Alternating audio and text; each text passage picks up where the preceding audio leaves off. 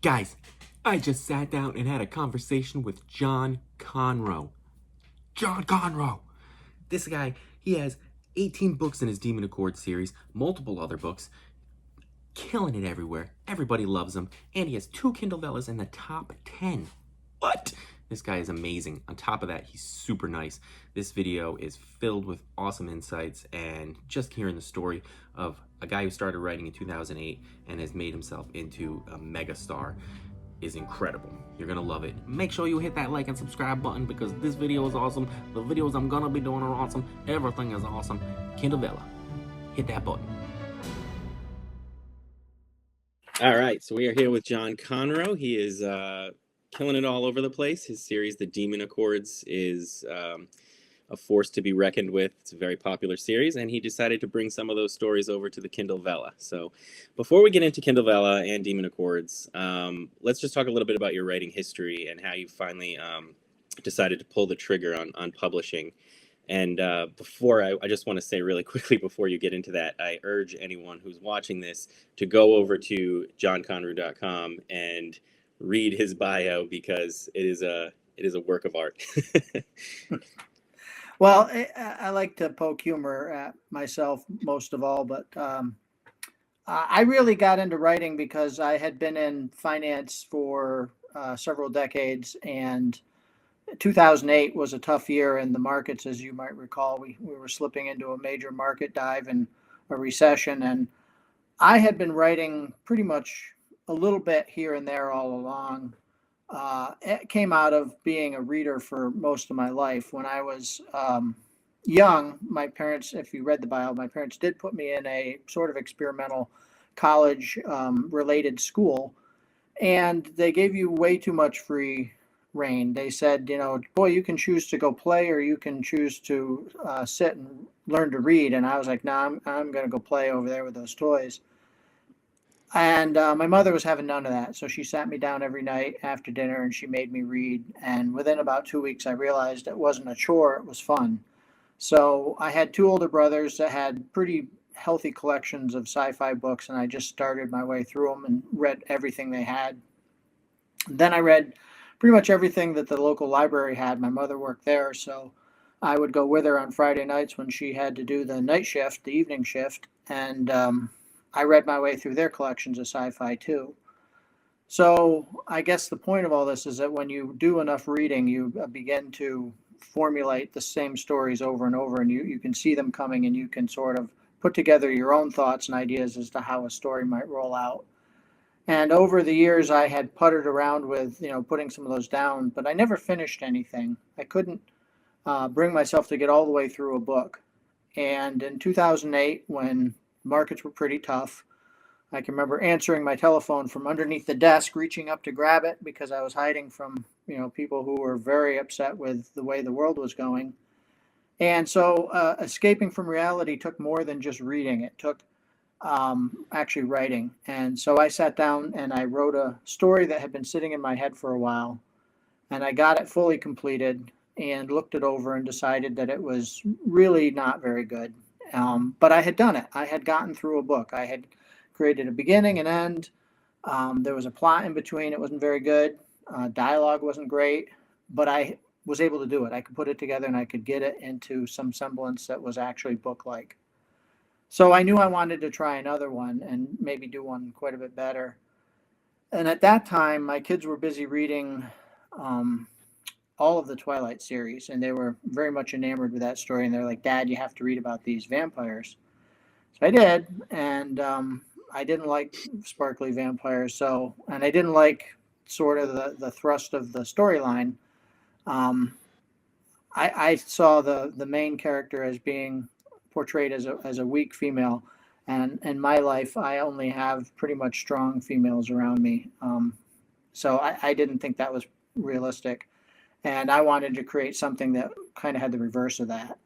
So I wrote God Touched, which was the first book, and it took a while. It took me most of that year to write it, and when I got it done, I showed it to a friend of mine who was an author, a fellow named Joe Bruchac.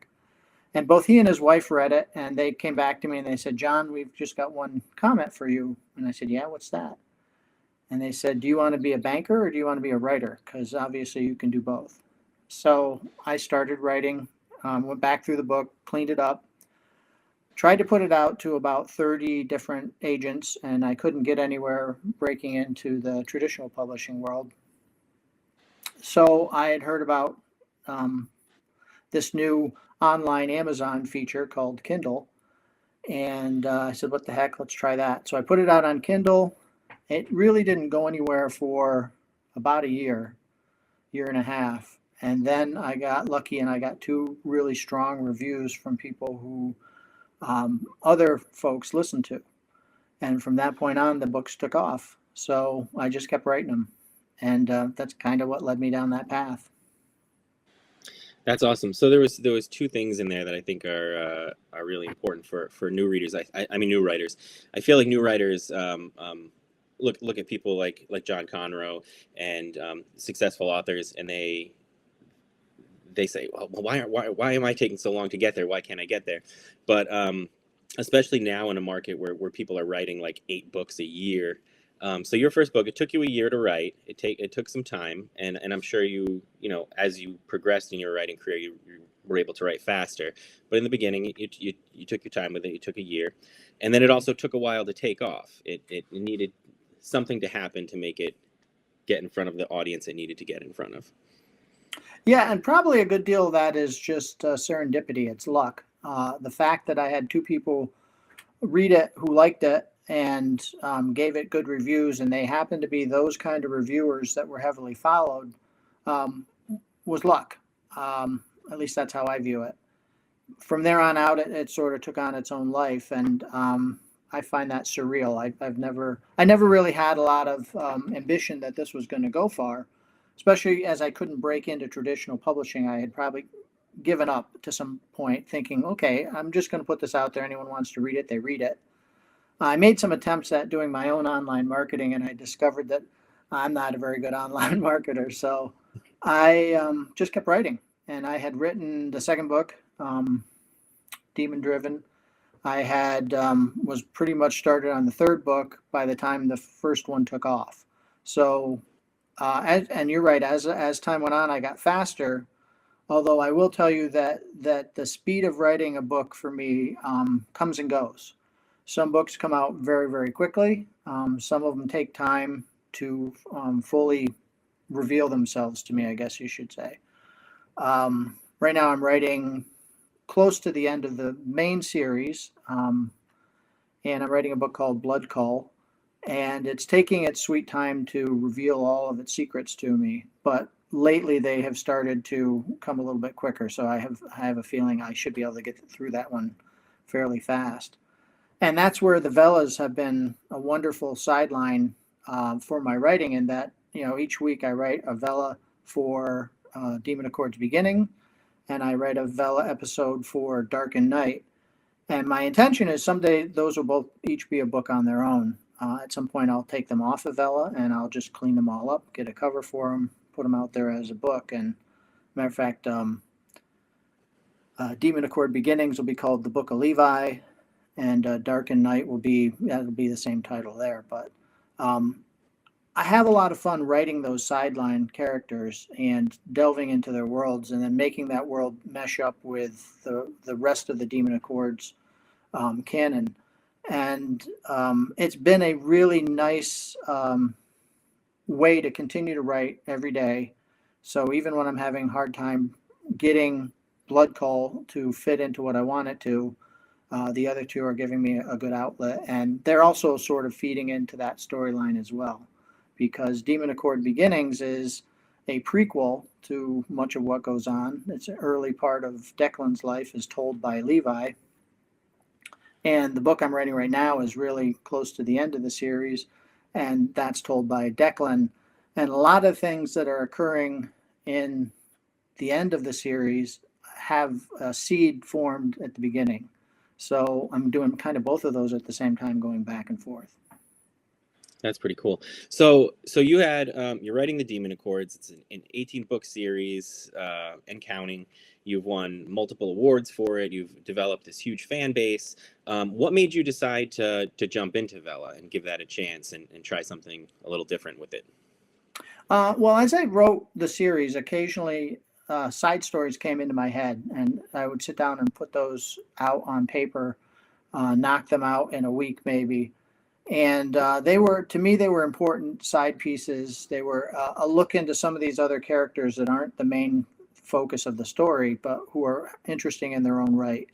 And so I had done a bunch of those stories, and my wife said, "Why don't you just put those into some sort of a compendium and put those out?" And I did that. I did Compendium 1 and 2, and not too long ago, I think last year, I put out Compendium 3.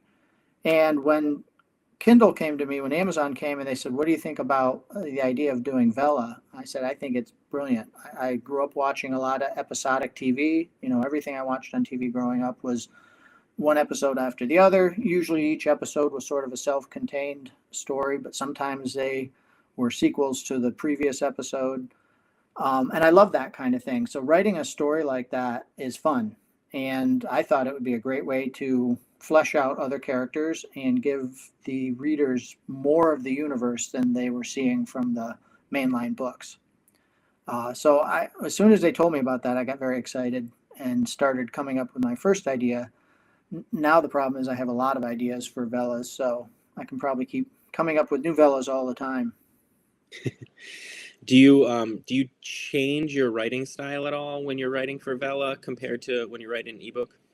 A little more compact writing, like just like a short story. You don't put in as much detail. Um, so yeah, it's a little briefer, maybe a little more minimalist. You have to tell a story or paint a picture with less words, I guess I would say, and let the reader use even more imagination. But you can do And, it. so when you decide to transfer your Vellas to ebooks, will you change it or will it be exactly as it is on Vella? Probably won't be exactly. First of all, I'm sure there's lots of mistakes in there because I'm, doing my own editing and then putting those Vellas right out. So I'll clean it all up. I'm sure there are pieces that I will want to streamline maybe a little bit here and there, but I would say it'll be largely intact. It'll be pretty close to what the readers are seeing on Vella. Um, I think that going back through the entire thing a second time, I would have to make a few changes because I'm going to notice a few things that will bother me, and I'll need to clean those up.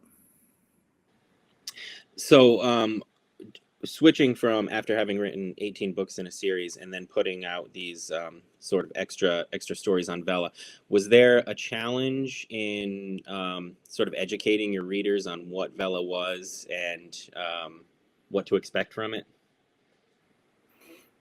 Like I said, I'm not very good at self-marketing. So I think what I did is I explained a couple times on various platforms what I was doing and why I liked it. And I didn't know, how it would work out. Vela was a new idea. I don't think Amazon knew how it would work out. As a company, I applaud them for taking chances with new ways of doing things. And that's what they did. They tried a new way to do something. I think it's working pretty well. I think it's growing. I do know that my fans who are in other countries are jealous of it because they can't read the US Vela system yet. Hoping at some point that opens up. But just the fact that they were interested in it told me that, okay, this is probably a valuable method of reaching people. And I think that has panned out. But at the beginning, I wasn't sure. So I just said, listen, this is what I'm doing. I'm doing this for fun. It's a good way for me to explore some of these side characters.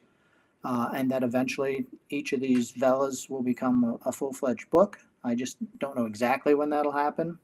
Matter of fact, I thought at the beginning it would happen sooner. I didn't think that people would read as many of them as they did. But it seems to be a popular platform, as you know, and that continues to grow, I believe. Yeah, it seems like it's taken off more and more every week. So I love that. So you took, you have your main series, the Demon Accords, and then you've used Vella to kind of add in supplemental material. So anyone who's following the series can just keep reading the series, and if they want more, they can go to Vella to get more. Yeah, absolutely.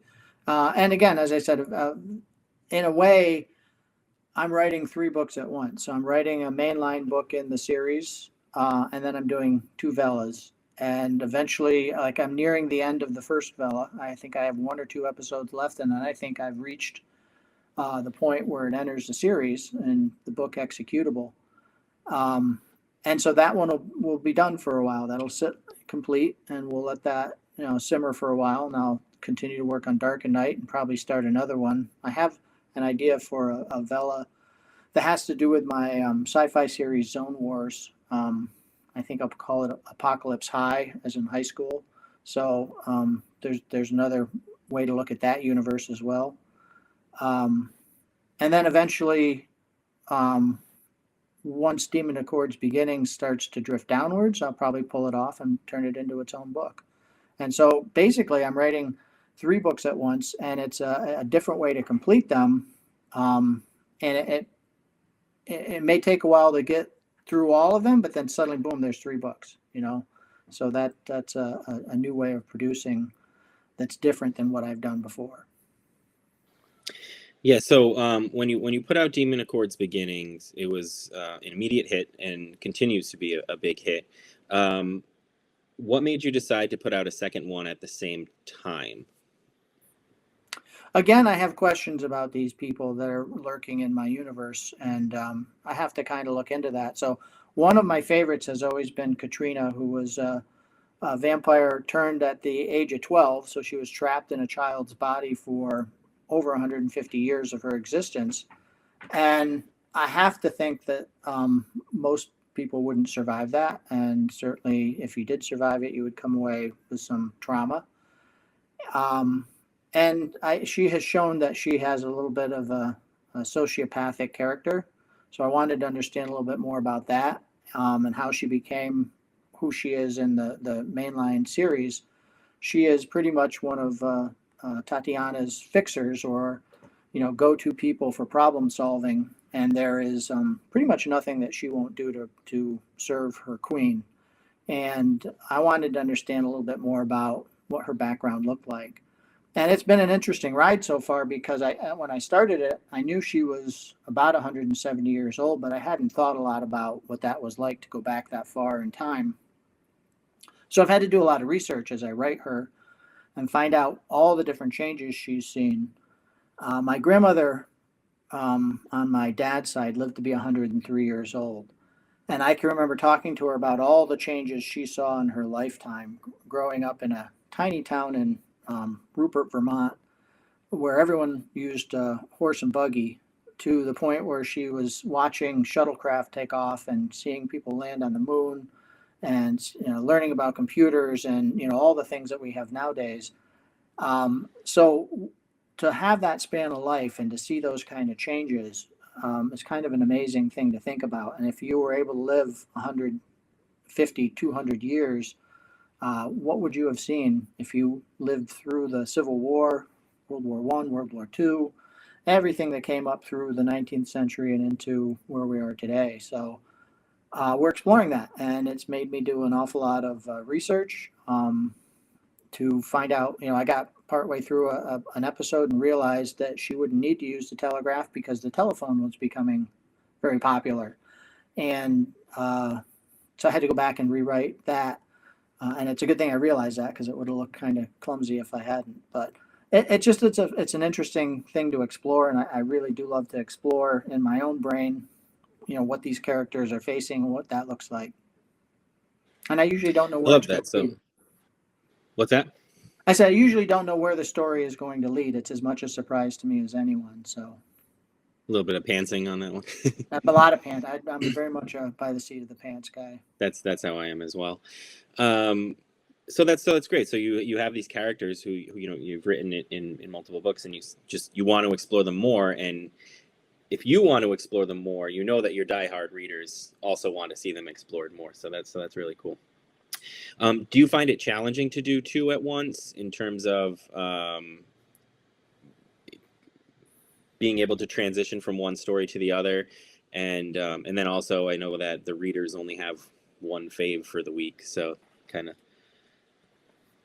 separates them into two separate books. I mean, I guess it doesn't really matter because you're on the top of the charts for both of them. I don't really think about that, and I don't have a set day. I've purposely not said, listen, I'm going to release this episode on this day and this Vella episode on this day. I don't do that because I don't know what I'm going to do. And sometimes it's easier to sit down and write Kindle Accords beginning, or I can start the week by writing in Blood Cull, which actually what I did this week. I wrote the first 2 days there. Today I started on a Demon Accords beginning episode, and then I'll finish the week doing a Darkkin night one. And as long as I kind of have an idea which I want to start with and then progress to, I can start thinking about it 24 hours beforehand, and the storyline starts to appear in my head. So it's not too hard to do that. And there are some days I'll work on two at once. I'll do some time on one story, and then I'll just switch and try to get down something that has been sitting in my head for a while. My writing style is such that a lot of my writing occurs when I'm not at the computer. If I'm in a car listening to music as I drive, if I'm trying to fall asleep at night, I often will start running storyline in my head, and usually I go right out, which tells me that's probably boring, but at least I'm working through a scene and a dialogue. Sometimes when I wake up early in the morning, I start thinking about it. So usually when I sit down to actually type on my computer, the scene I'm going to work on, a lot of it I already know quite a bit about. What comes out is usually slightly different, but the raw material is there waiting to be used up. That makes any sense at all. Yeah, definitely. So you did mention you had an idea for another Vella. So do you feel like the Vella platform is something you're going to continue to move forward on and write different series for? Absolutely. It's a lot of fun. It's a great break from one of the problems I have, Gage, and I don't know if you run into this too, is that I get attention deficit disorder for my own storylines, because I'll be doing something in normal life and suddenly realize that, hey, that would make a great, scene in this story. And then an hour later I see something and, oh, that's a great scene in that story. So having a couple different outlets to expend all that imagination is useful. And I have built kind of a big playground with the universe I've built. I think I can write in it for the rest of my life. But sometimes writing a Vella story is a lot less pressure than writing full-on books.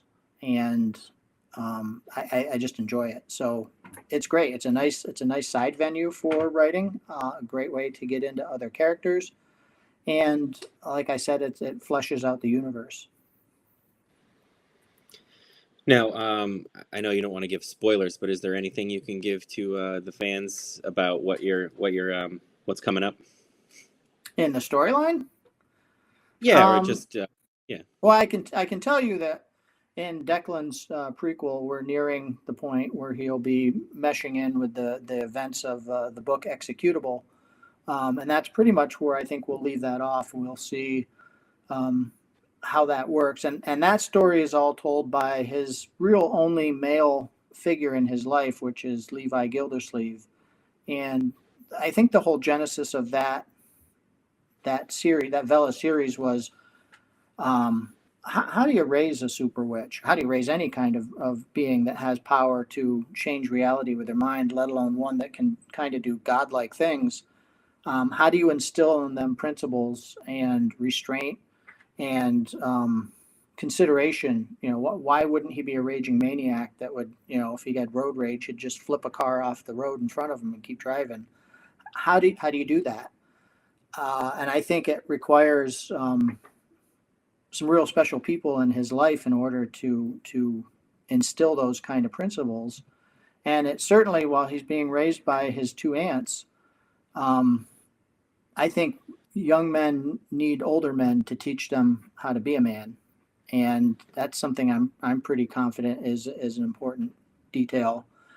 And we usually have several different male figures in our life, but if you're raised without that, how do you learn those lessons? So I wanted to explore, what kind of person had that kind of impact on the character that Declan became in the series. So, when you write your Vella episodes, do you try and stick to a certain word length for each episode? Um, that's an interesting question. I usually don't know exactly how long it's going to be. It depends on what I think is the featured components of that story that I'm writing. Sometimes I can reach them very quickly, and it'll end up being a short Vella. I don't like to do short Vellas because I think a reader doesn't want to read something that's too short. They want to read, something with some meat to it. And then I also don't want to do them too long. I don't want to make them so long that they take up too much of somebody's time to they may have 20 minutes to read at lunch and they're using their Vellas to do that. I want it to fit in that kind of a window frame. So it all depends on if I can get through the components I think are important, the message that I'm trying to convey in that particular scene. Um, but generally, they fit within, the envelope. I forget what Vella tells us they want. You may remember it better than I do. Is it 500 words to 3,000 or something? I think it's 600 to 5,000. Okay, so well, good. Then I fit in that because I was just thinking, I probably 3,500 is an upper limit for me on a Vella episode, and 600 would be too short. So I would Yeah. guess I'm in the probably 1,300 to 3,600 range, somewhere in there. Okay. Do you utilize the author notes, or how do Uh, you go about? I've seen a couple places where people have done a really good job of using those. I've read your own author notes, and I think you did a great job um, putting comments in there. I tend to be a little bit tight with my words, so I'll put in a couple short sentences. I use every single time, though, I'll put in a comment. And it might just be something, sort of an insight or a thought that I'm thinking, or kind of the overarching theme of that episode that I just had them read. And just try to get them thinking about it from that point of view. So usually it's one or two sentences. I think that's probably. I think most readers don't care so much about their author notes. They want to get to the next episode, but just having those little things to give them some more thoughts is probably an awesome way to do it. Do you have tips for anyone who's planning on starting out on Vella? Maybe that's newer to writing and publishing in general. I think with Vella, you need to approach it. And as I said, I'm sort of a visual person. I see these scenes in my head. That's probably from watching an awful lot of television. But if you think about the kind of television episodes that we all like to watch, there has to be a hook in there somewhere near the beginning that gets your attention, so that you don't wander away to the fridge and start snacking on something and completely forget about what you're watching. And I think Vella has to do that too. Every single episode has to have some sort of a hook at the beginning to bring the reader in and capture their attention. When writing a regular book, my main editor has always told me she wants a hook at the beginning of every chapter.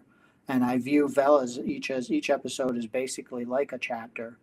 So it's good practice. If you're going to do Vella and eventually go into a book, I think you have to, if you want to have readers, you've got to capture their attention. If they have 20 minutes to read the episode and it's your one new episode for the week, it should be entertaining and it should get them thinking about it and it should want them leaving more. So that's all excellent practice for writing full books. But it does require you think a little bit about how you're going to open the scene and how you're going to make it interesting. Where do you see Vella going in this upcoming year? Do you think it's going to go wide, or in terms of international? I sure hope so. I know there's a serious appetite for it. I know in my own fan base, folks are, they're not happy that they can't get in to read what they're seeing the American readers are talking about on various social media. They want to see it too. So I'm pretty confident that any readers I have that are international would like it just as much as the domestic US readers would like it. And I have a feeling that that's not unusual. I would think that other writers that are achieving success on Vella would have the exact same, approach to it, or the same kind of experience. So I'm really hopeful that Amazon decides to take it wide and let the rest of the world read it. And I think that would be a smart thing to do. Yeah, when I transferred this YouTube channel over to being mostly about Vella, I get to look at the analytics, and these were the first videos that had more audience outside the US than inside. So I think there is a real hunger for this platform to show up there. I think people are really eager for that. So yeah, and as I told those readers that were, basically being blocked from seeing it, I had to tell them, listen, I am going to make this into a book at some point. And at the time Vella first came out, I thought, well, this won't take very long, maybe a few months, and I'll probably be taking it out. And that's not the case. As you know, there's some legs to it. People are enjoying it, and it's going for, I think we're past the 6-month mark here pretty handily. So, yeah, I think that there's a bunch of people out there that are waiting impatiently. They want to read stuff, and I think it would be a good thing to have happen. Yeah. All right. Well, I think that's all the questions I have for today. Do you want to just tell people where they can find you and look up your stuff? All my stuff is now on Amazon, and all my books are also produced in audio format on Audible. You can read about it on johnconroe.com. I'm going to pledge that I'm going to do better at keeping up my website. I've hired my daughter to help me with my social media because she's a wizard at it and I'm not. So Facebook, I have a pretty good page there. I'm going to start doing some more Instagram work so that there's more engagement in that. But pretty much between Amazon pages itself and my website, johnconroe.com, I think you can find your way to everything. People are always welcome to write me, the info at johnconroe.com. I will caution that if you're trying to tell me what I should do next with my storyline or my characters, I probably won't respond to that, but I do respond to most emails. Awesome, and I'll put a link to the in the description of this video to your website and your social medias. Thank you so much for being here, and congratulations on all the success you're seeing. And I can't wait to see what else you do on Vella. It's going to be awesome. Well, thank you very much, and thank you for having this this format. I think you're smart to dive into Vella early and build a channel that covers it, because I don't think there's an awful lot of that going on, and you're first in the game, so I think that's good. Hopefully. All right. Thank you so much, and goodbye, everybody. And don't forget to hit like and subscribe.